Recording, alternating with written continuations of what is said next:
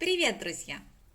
Сегодня у нас новое информативное видео, которое будет посвящено досветке фаленопсисов.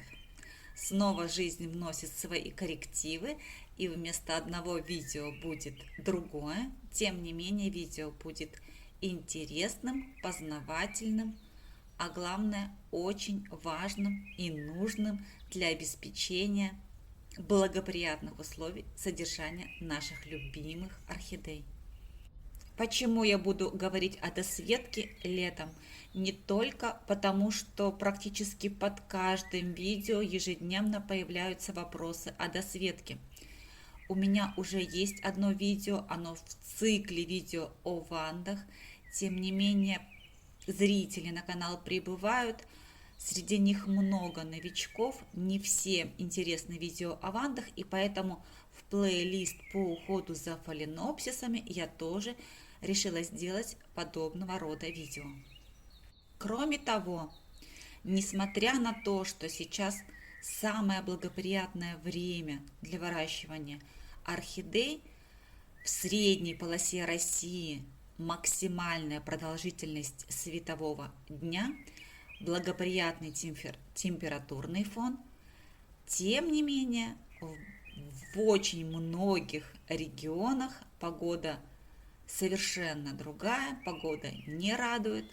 Так и у нас во Владивостоке каждое утро, глядя на окружающую погодную среду, я думаю, как хорошо, что у меня есть досветка.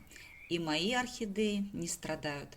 Каждое туманное и пасмурное и темное утро я включаю досветку своим орхидеям, несмотря на то, что сейчас лето. Итак, друзья, сегодня мы будем говорить с вами об искусственной досветке наших орхидей. Искусственный свет, как многие из нас знают, может быть теплым и холодным. Речь идет прежде всего об оттенках светового излучения. Понятие температура света или цветовая температура действительно имеет очень важное значение для дополнительного освещения орхидей. Именно в этих вопросах мы сегодня будем с вами разбираться. В своем предыдущем видео об освещении я сделала упор скорее на естественное освещение и на приучение растений именно к нему. Если кому-то интересно, вы можете пройти по ссылке, которую я укажу в первом комментарии под видео, и посмотреть предыдущее видео.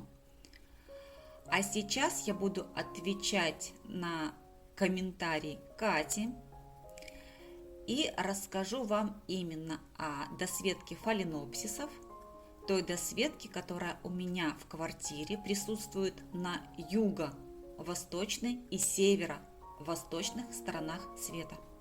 Итак, друзья, я не буду вдаваться в глубоко физические понятия, хотя данное понятие, конечно же, относится к физике.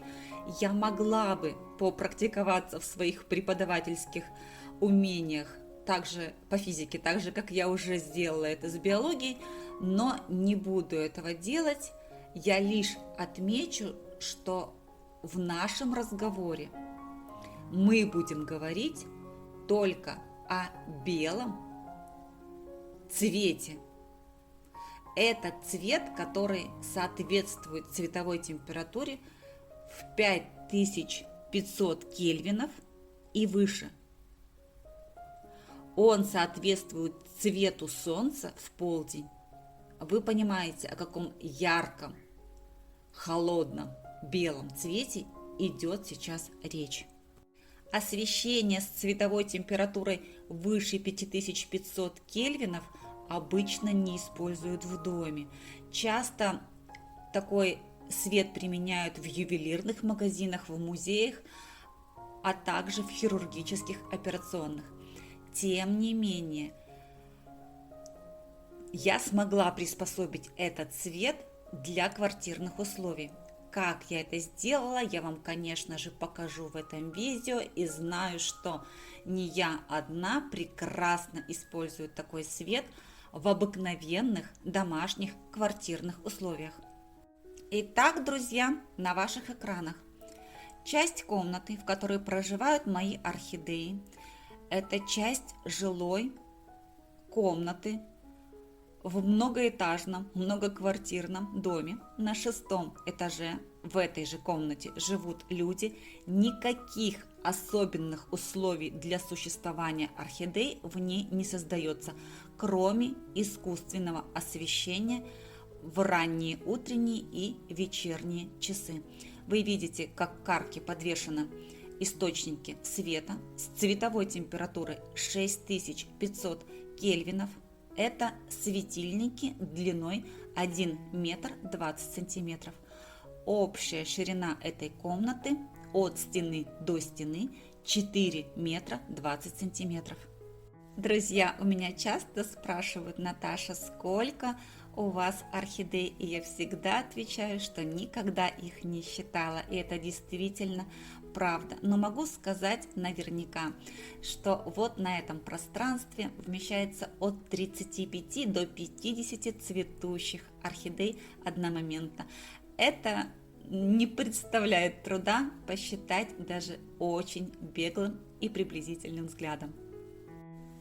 Те, кто уже давно на моем канале, знают, что практически все орхидеи у меня цветут круглый год, из тех, которые в принципе могут это сделать. Другие же орхидеи находятся на другой стороне света, и это юго-восточная сторона. На этой стороне у меня готовятся к цветению очень светолюбивые растения, такие как ванды, котлеи, камбрии, зигопиталумы, то есть все те, которым нужно дополнительное усиленное освещение. Здесь один светильник, также длиной 1,20 м, расположен непосредственно над макушками растений на расстоянии примерно 30-50 сантиметров. Друзья, обращаю ваше внимание, что я вам рассказываю конкретно о своих светильниках. Именно при этих светильниках формируются цветоносы и цветут мои растения. На ваших экранах светильник, который непосредственно работает над моими вандами. Вы можете посмотреть характеристики этого светильника как в его названии, так и в характеристиках справа, где все подробно расписано. Итак, это светильник мощностью 36 Вт. Обращаю внимание, что этот светильник идеально подходит для светолюбивых растений, которые растут на юго-восточной стороне света. Досветка в этом случае у растений в летнее время работает только в вечерние часы и в пасмурные дни, тогда, когда на улицах у нас туман, темно и сыро. Еще раз акцентирую ваше внимание: для досветки растений в моих квартирных условиях используются светильники с цветовой температурой 6500 кельвинов. То есть, если вы придете в любой магазин, где продаются осветительные приборы, и назовете эту цифру 6500К, любой продавец вас поймет и вам поможет. Для досветки фаленопсисов, будь то азиатские сортовые орхидеи или голландские гибриды, подходят менее мощные светильники. Для досветки этих растений я также использую линейные светодиодные светильники длиной 1 метр 20 сантиметров. Именно такой длины комод, на котором располагаются растения. Цветовая температура у этих светильников также 6500 кельвинов.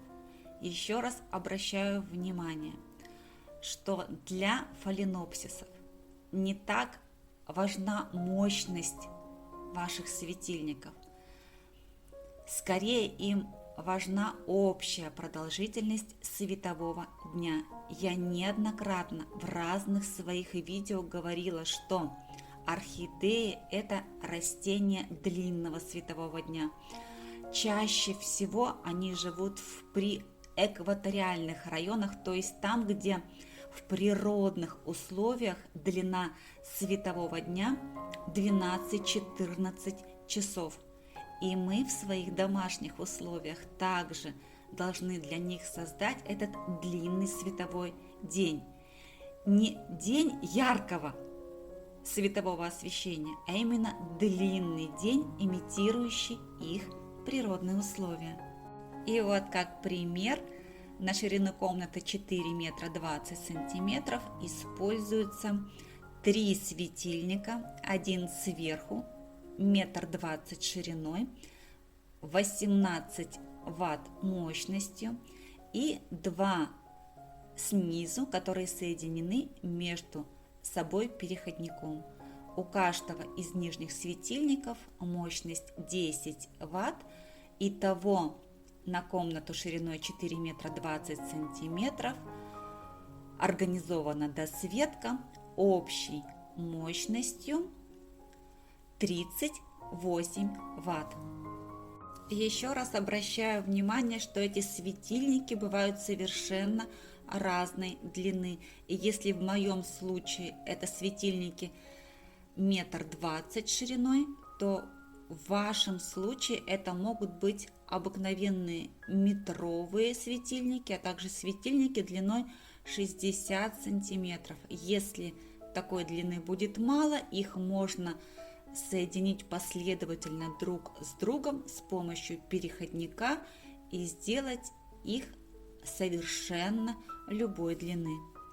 Я уже неоднократно говорила, что не смогла бы существовать в одном помещении с ярко-красными и ярко-синими фитосветильниками.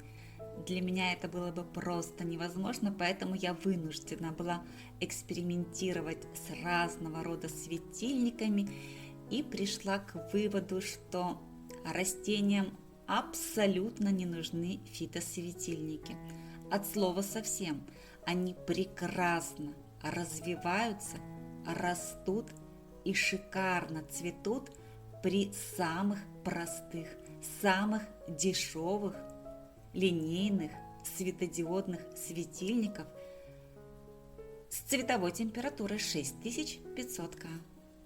Если мне кто-то захочет возразить, что существуют и фитосветильники современного кремового свечения, которые никак не раздражают глаз, я соглашусь. Действительно, такие светильники имеют место быть. И мощность у них разная, и спектр излучения прекрасный. Есть только одно но – цена. Если вы готовы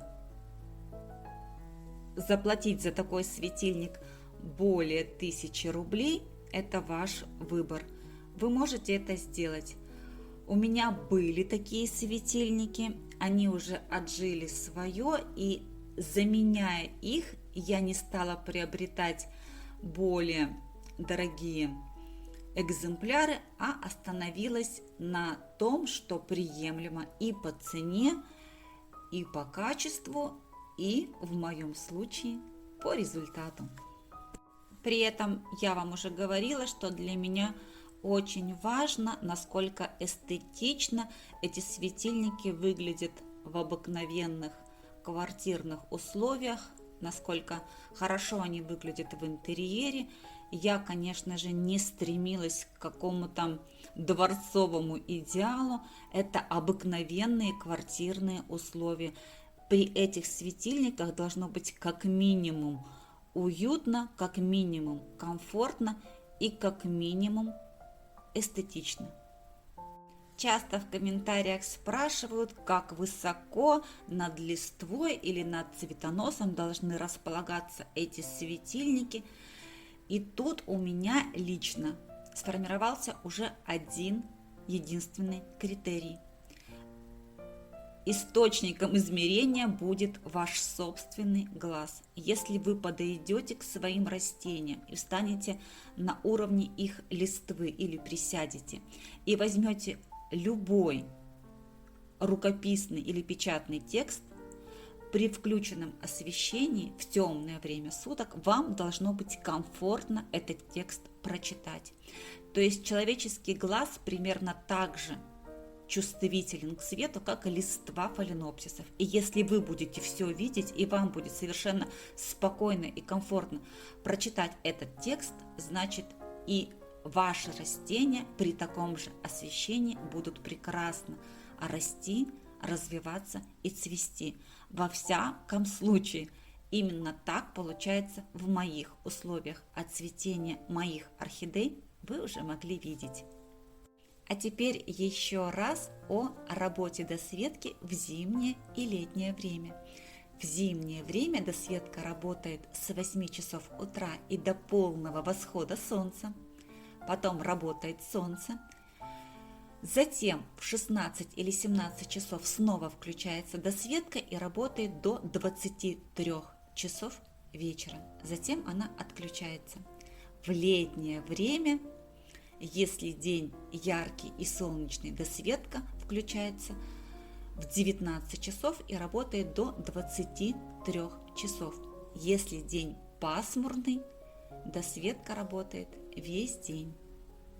Такая организация досветки позволяет зацветать не только обыкновенные гибридные голландские фаленопсисы, но и более светолюбивые растения. Например, ванды. Как многие знают, у меня их 4, и 3 из них сейчас цветет. И если цветение голубой и бордовый вант вы уже могли видеть, то сейчас на ваших глазах начинается распуск моей рыжей ванды. И пусть сейчас она на ваших экранах немного песочного цвета, ситуация в скором будущем изменится, и она станет ярко-рыжего, насыщенного и сочного цвета. Цвета необыкновенного, красивого и зрелого персика. Друзья, я надеюсь, что вопросы досветки я осветила в полной мере, и еще отвечу на один вопрос, который прямо не дает покоя многим. Это вопрос об мхе. Какой же все-таки мох я использую в своих посадках, что он так прекрасно приживается и растет внутри моих посадок? Я неоднократно говорила, что это обыкновенный мох, который растет в черте города, рядом с моим домом, на территории Морского государственного университета. И вот сейчас у вас будет совершенно уникальная возможность посмотреть своими глазами на этот необыкновенный мох. Вот так, просто так он растет под деревьями недалеко от моего дома. Вот такой он пушистый, замечательно зеленый. Вчера специально для вас я сняла этот невообразимо красивый мох. Самый простой мох, который я снимаю вот этими вот прям слоями и укладываю поверх своих посадок. Он очень нравится моим орхидеям. Друзья, сейчас лето, не у всех есть возможность выбраться в отпуск на море, и многие меня просили показывать почаще в своих видео море. Вчера после обеда у нас было несколько часов относительного солнца через облака, и я спустилась буквально 100-200 метров к морю и поснимала его для вас. Для тех, кто не знает, это Японское море, бухта Федорова, город Владивосток. Ребята готовятся к парусной регате, у них тренировки на море. Совершеннейший штиль, волны практически нет. Чудесное несколько часов лета во Владивостоке. Посмотрите, как у нас красиво. Именно в этой бухте, на этих берегах прошло все мое детство. Именно здесь я училась плавать. Раньше здесь стояли ржавые железные гаражи. Теперь, конечно же, бухта благоустраивается. здесь становится необыкновенно красиво, необыкновенно комфортно проводить свободное от работы время. Конечно, жизнь наша становится более красивой и более комфортной. И вот посмотрите, пожалуйста, на бухту общим планом. Множество высотных домов располагается вдоль черты моря. Прекрасная бухта, прекрасный вид, замечательнейшее море, комфортные для купания температуры. Люди уже загорают, уже купаются. На побережье растет аптечная ромашка, и не только растет, а даже цветет. Лето в полном разгаре, и ничего, что пока температуры у нас невысокие, все еще впереди. Вы посмотрите на эту чайку добытчика, что-то уже отловила в море и несет на берег, ищет, где бы пообедать. Друзья, во Владивостоке продолжает цветение даурская лилия. В дикой природе она произрастает в Восточной Сибири и на всей территории Дальнего Востока. Для России это Якутия, Амурская область, Хабаровский, Камчатский и Приморский края, Сахалин, а также в Китае, в Монголии и Северной Корее. Друзья, поделитесь своими впечатлениями, у кого под окнами в палисадниках растет, как сорная трава, даурская лилия. Мне будет очень интересно это узнать. Друзья, и на фоне естественных звуков побережья я буду завершать свой сегодняшний рассказ. И хочу попросить вас об обратной связи в комментариях. Напишите, пожалуйста, насколько доходчиво и ясно мне удалось осветить тему досветки фаленопсисов. И насколько уместны такие включения с видами города и моря в мои видео. Как часто вы хотели бы их видеть. А еще я попрошу вас поставить пальчик вверх под видео, подписаться на канал, если раньше вы этого не сделали. Жмите на колокольчик, чтобы первыми получать уведомления о выходе новых видео. И оставайтесь со мной, ведь впереди у нас много интересного.